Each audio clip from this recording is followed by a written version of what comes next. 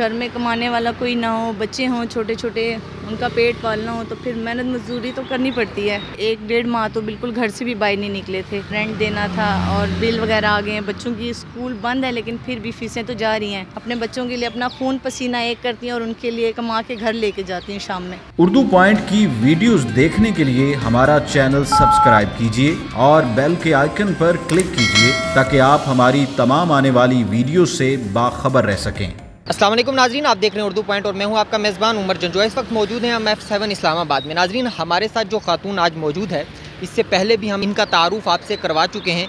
ये फ़ातिमा आलू वाला पराठा जो है मशहूर डी वाटसन के बिल्कुल ओपोजिट ब्लू एरिया में ये लगाया करती थी और लॉकडाउन की वजह से और गर्मी की जो शिद्दत है ये जब से बढ़ी है तो आलू वाले पराठे जो हैं वो लोग कम खाते हैं। लॉकडाउन की वजह से इनका काम भी जो है वो तकरीबन ख़त्म हो चुका है। उसकी वजह से अब इनने ये फ्रूट की जो रेडी है ये लगा रही हैं इस्लामाबाद की मुख्तलिफ़ शहरों पर। इनको लोग देखते हैं, हम जानते हैं इनसे कि कैसे ये मैनेज करती हैं। एक खातून के लिए ये सब मैनेज करना बहुत ही मुश्किल काम है। बाकी इनसे हम जानते हैं। ज़ाहिर सी बात है, जब भाई घर में कमाने वाला कोई ना हो, बच्चे हों छोटे छोटे, उनका पेट पालना हो तो फिर मेहनत मजदूरी तो करनी पड़ती है।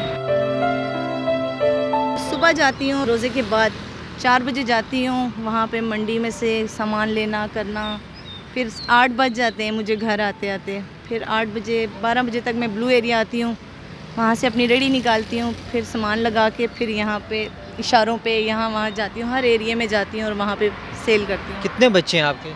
3 बच्चे हैं मेरे। तो ये तीनों स्कूल जाते हैं? 2 स्कूल जाते हैं, एक ही छोटी है। बस भाई 1 महीना तो बहुत हालात ख़राब हो चुके थे क्योंकि 1-1.5 माह तो बिल्कुल घर से भी बाहर नहीं निकले थे। घर का किराया भी चढ़ गया, रेंट देना था और बिल वगैरह आ गए हैं। बच्चों की स्कूल बंद है लेकिन फिर भी फ़ीसें तो जा रही हैं, इनकी फ़ीसें देनी पड़ गई। बहुत हालात ख़राब हो गए थे, फिर मजबूरन मुझे ये लगाना पड़ा। अल्हम्दुलिल्लाह यहाँ इस्लामाबाद के लोग बहुत अच्छे हैं, बहुत सपोर्ट करते हैं मुझे, मेरे साथ बहुत ही अच्छे हैं यहाँ के लोग।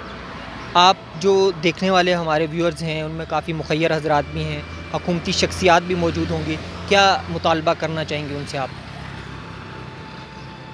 मैंने क्या कहना, बस अपनी मेहनत मजदूरी कर रही हूँ, अपने बच्चों का वक्त गुजार रही हूँ। ये शुक्र है कि अपनी मेहनत का अपने बच्चों को खिलाती हूँ, हक हलाल का।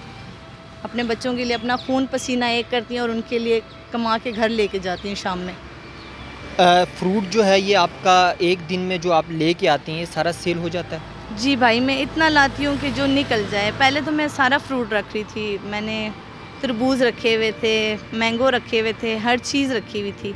आज नहीं लाई हूँ इतना सामान, आज सिर्फ बनाना और पीच लेकर आई हूँ बस। ये हमारा पाकिस्तान का वो रोशन चेहरा है जो ख़वातीन के हवाले से अक्सर ये तासुर होता है कि ये घरों से बाहर नहीं निकल सकती, काम नहीं कर सकती, लेकिन मजबूर और बेकस और बेसहारा औरतें जो हैं उनको बाहर निकलना जो है उनके लिए मजबूरी होता है। और एक जो खुश आइन अमर है इसमें वो ये कि इस्लामाबाद के जो लोग हैं उनके रवैयों से ये मुतमईन है। मुखय्यर हज़रात को चाहिए वो आगे बढ़ें और ऐसे अफराद के साथ, ऐसे लोगों के साथ, ऐसे ख़ानदानों के साथ ताउन करें ताकि ये भी अपने बच्चों के साथ, ईद आने वाली है, ईद की खुशियों में वक्त जो है अच्छे से गुजार सकें। उमर जंजुआ को दीजिए इजाज़त और देखते रहिए उर्दू पॉइंट।